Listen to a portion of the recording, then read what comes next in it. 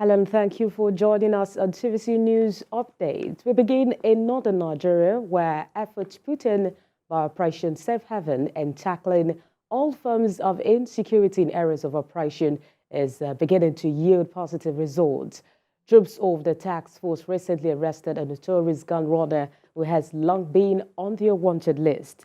This has in turn resulted in the arrest of a suspect believed to own an illegal gun manufacturing facility in southern Kaduna. Different calibers of arms and ammunition were recovered in the raid by the troops. Our correspondent in Plateau State, Fodom Joshua, reports. How many years now have you been doing this? It's only 5 years. 5 years. Did you learn it from anybody? I didn't learn anything from anybody. Confessions by a suspected gun runner arrested in the southern Kaduna area of Kaduna State.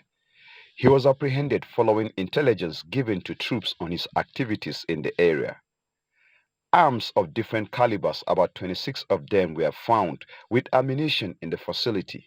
The commander, at a stakeholders meeting with leaders of warring communities in the area, advised that illegal possession of firearms would not be tolerated, as anyone caught will face the law. In Kaura local government, to be specific, at a warehouse checkpoint where we have a warehouse, a criminal syndicate who has been on the watch list of Operation Safe Haven was intercepted, a notorious gun runner. And based on interrogation, he led troops to where he normally gets his items or the illegal arms.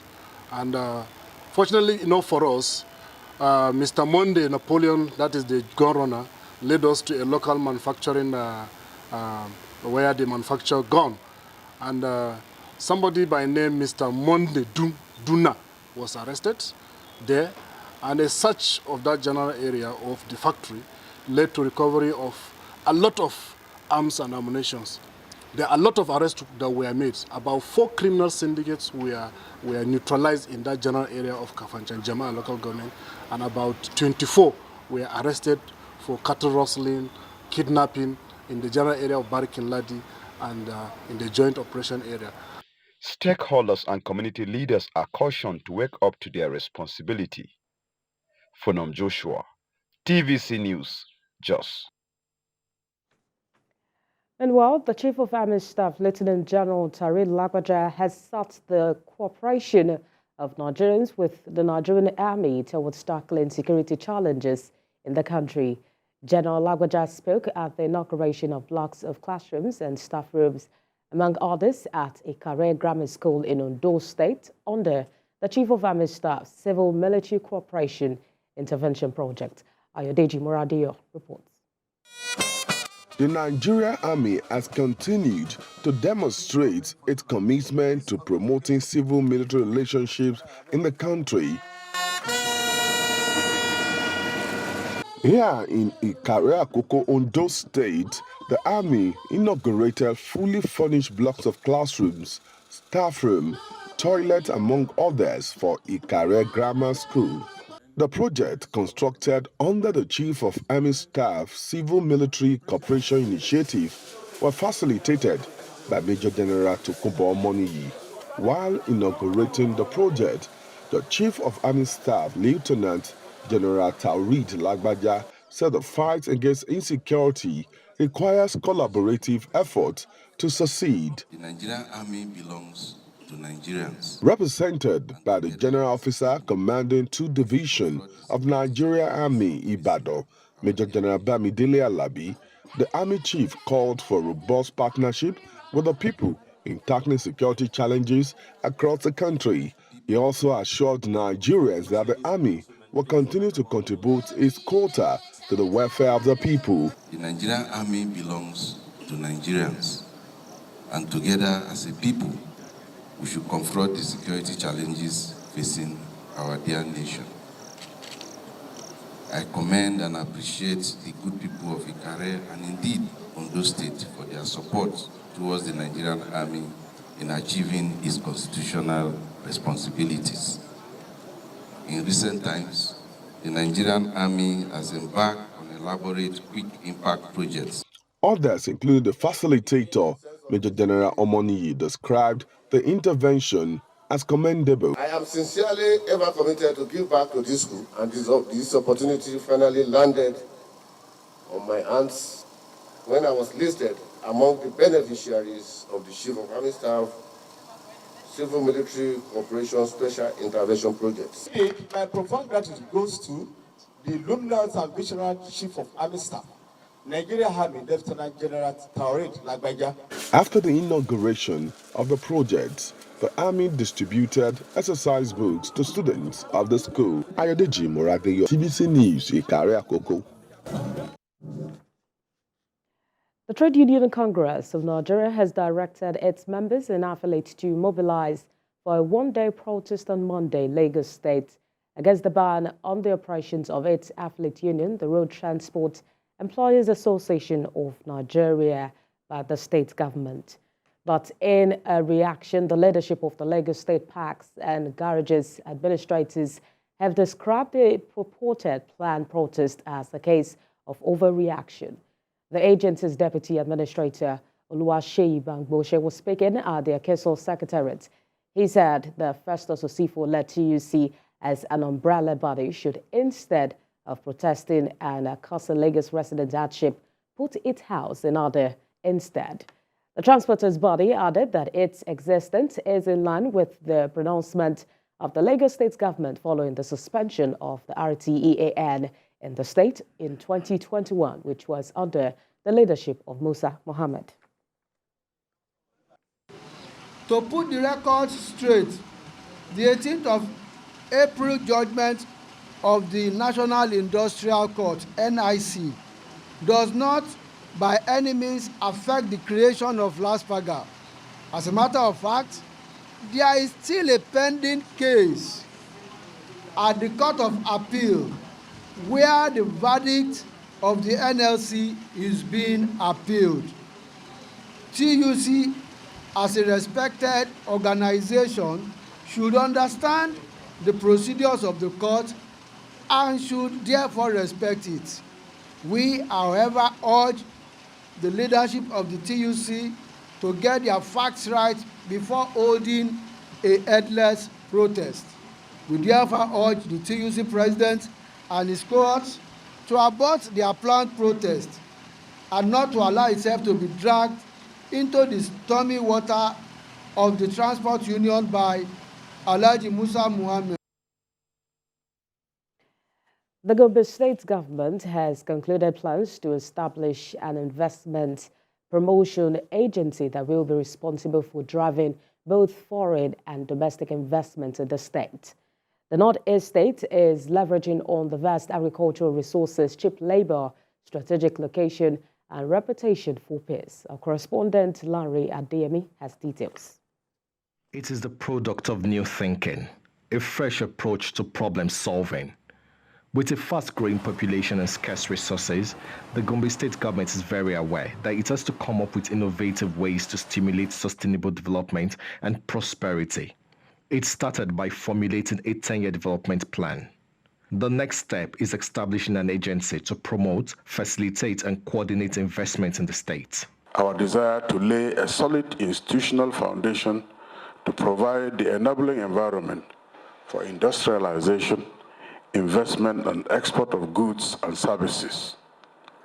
This remains the cardinal focus of our administration's efforts to foster strong policy and strategize partnership with investors. It has become very essential that they now have an organization dedicated to meeting the needs of investors, but also being in the middle to also facilitate the growth and the achievement of the development goals in line with the state's goals. State lawmakers and government officials are meeting with investment experts to iron out modalities for the proposed agency. The goal is a one-stop shop for everything business and investment. What we have are about 3 private sector-driven projects that have come as an offshoot of the investment summit, and a pipeline of 12 investors, of which 5 right now have reached an intermediary stage of entry into the state. We are living in a very peaceful atmosphere, and this is one of the factors that investors consider when they are coming to a particular state. And then the leadership of Gombe State is quite strong. The Gombe State 10-year development plan is a holistic document guiding all state government policies and projects.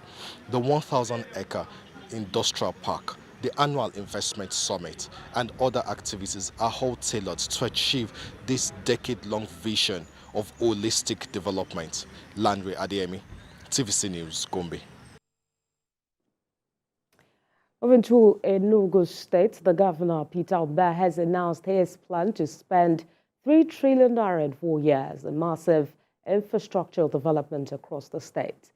The governor made this public while declaring open the ongoing State Executive Council retreat for political appointees. Bamidele Ajayi has more. The essence of exponential growth in the public sector is a process by which the economic well-being and quality of life of a nation or an individual are improved according to targeted goals. The government is expected to draft succinct economic development policy intervention plans that will improve market productivity and increase the GDP. Bloomberg 2022 survey revealed that Nigeria GDP was worth $477 while the gross domestic product per capita equal $2.33 thousand. Nigeria is the 17th African country with the highest GDP per capita and first for total GDP.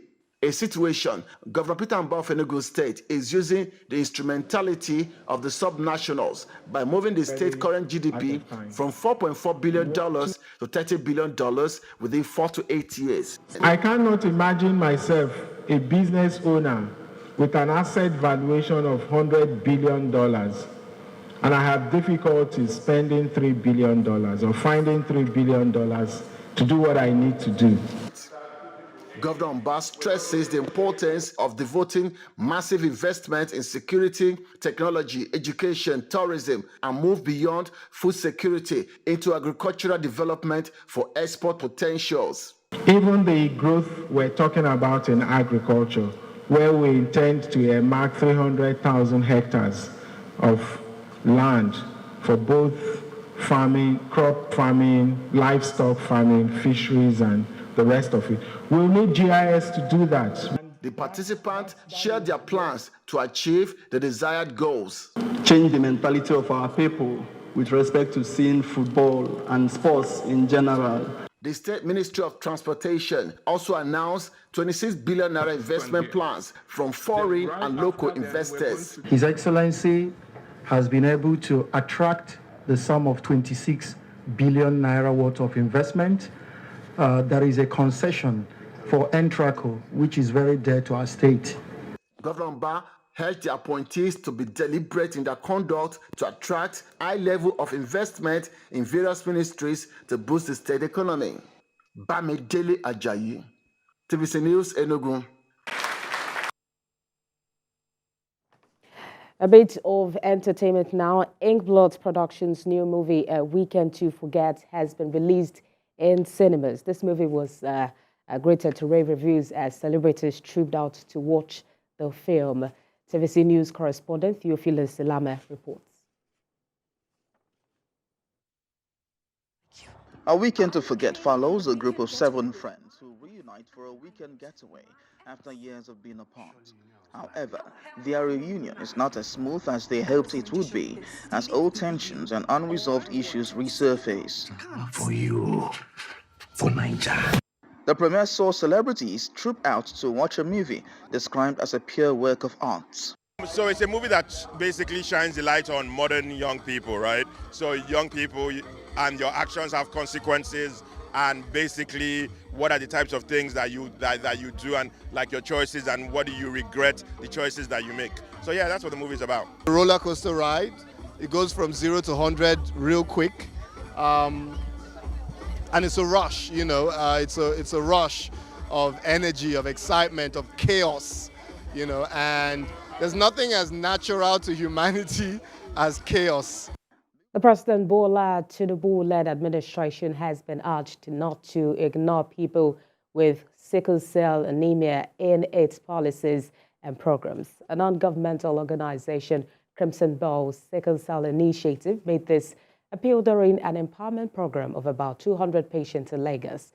The founder and chief executive officer, Timi Edwin, however, urged the patient not to give up on life because of the present economic realities. Ms. Edwin, who is also a patient, said governments across levels need to pay attention to people living with sickle cell in terms of affordable health care and empowerment. A consultant physician and hematologist at Lagos University Teaching Hospital, Mr. Olufunto Kalejaye, who noted that though there had been a lot of awareness on sickle cells by different groups, said that the nation still had a long way to go in the management of the disorder.